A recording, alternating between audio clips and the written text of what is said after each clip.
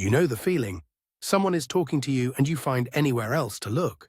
The floor, the middle distance, just somewhere that isn't directly back at them. And it happens fast enough that it doesn't feel like a choice. It just feels like what your eyes do. And you've probably explained it the same way most people do.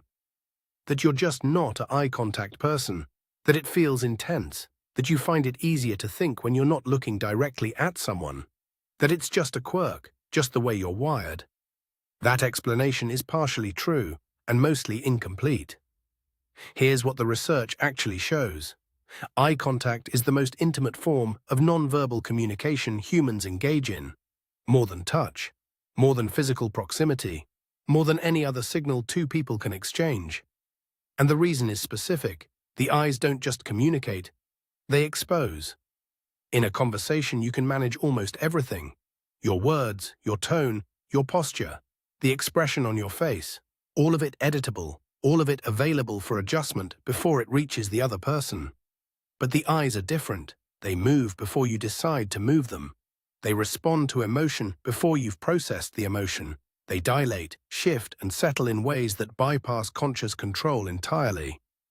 Which means sustained eye contact doesn't just let someone see your face, it lets them see in. And for people who find that uncomfortable, whose eyes move away instinctively before genuine contact is established, the discomfort isn't about the mechanics of looking at another person, it's about what looking allows them to see. Psychologists who study eye contact avoidance identify two distinct patterns. The first is social anxiety, the fear of being evaluated negatively, where eye contact feels like handing someone evidence to judge you with. That pattern is well documented and widely understood. But the second pattern is less discussed, and more common than most people realize. It's not fear of judgment, it's fear of intimacy. Genuine eye contact, the sustained, unguarded kind, requires something most people never consciously choose to do: to be fully present with another person, without managing the interaction, without editing the impression, without the buffer of looking slightly away that keeps the connection at a manageable distance.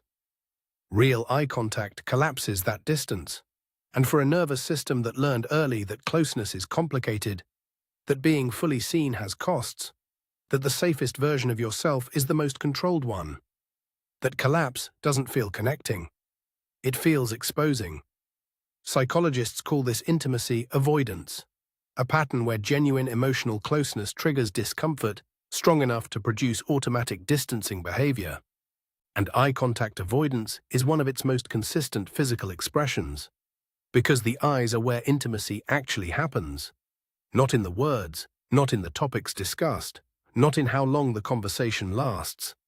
In the moments of unguarded contact between them, and here's what avoiding those moments costs over time.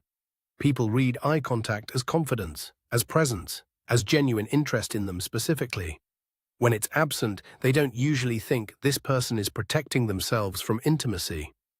They think this person isn't fully here, or this person doesn't really want to connect, which produces the exact experience the avoidance was bracing for.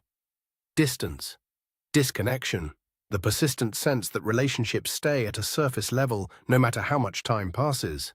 Not because the connection isn't wanted, but because the thing that would create it keeps getting looked away from. At the last moment, before it can. So here's the question worth sitting with.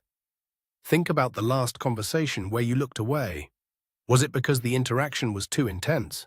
Or because for just a moment it was about to become real?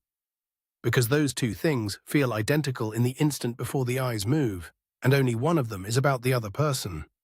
If you felt the urge to look away from something in this video, that's not a coincidence. That's the pattern recognizing itself. This channel is interested in the psychology underneath the habits most people never think to examine. Subscribe if that's what you're looking for.